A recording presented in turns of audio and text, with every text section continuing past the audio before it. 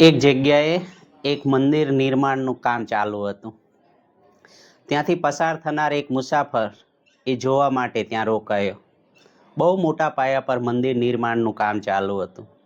અનેક મજૂરો ત્યાં કામ કરી રહ્યા હતા. અનેક પથ્થરો તોડવામાં આવી રહ્યા હતા. એ મુસાફર એક મજૂર પાસે જાય છે અને પૂછે છે કે ભાઈ, તું આ શું કરી રહ્યો છે? પેલા મજૂરે ગુસ્સામાં કહ્યું, દેખાતું નથી, આંધળો છો, હું આ પથ્થર તોડી રહ્યો છું. એમ કહીને એ મજૂર પથ્થર તોડવાના કામમાં લાગી ગયો. એ મુસાફર બીજા એક મજૂર પાસે જાય છે. એને પણ એ જ પ્રશ્ન પૂછે છે.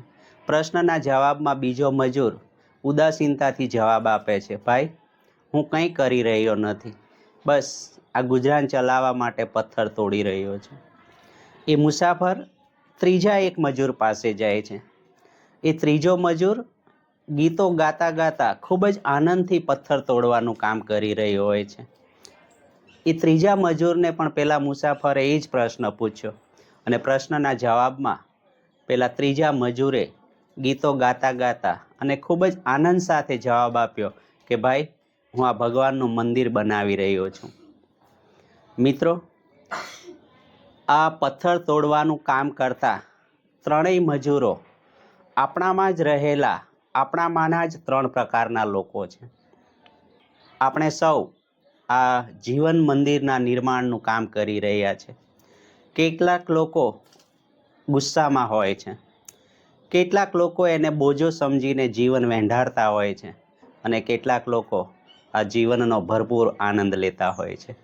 મિત્રો, આપણે જેવા હોઈએ છીએ, આપણી જેવી વિચારસરણી હોય છે એવી જ આપણા જીવનની અનુભૂતિ બની જતી હોય છે.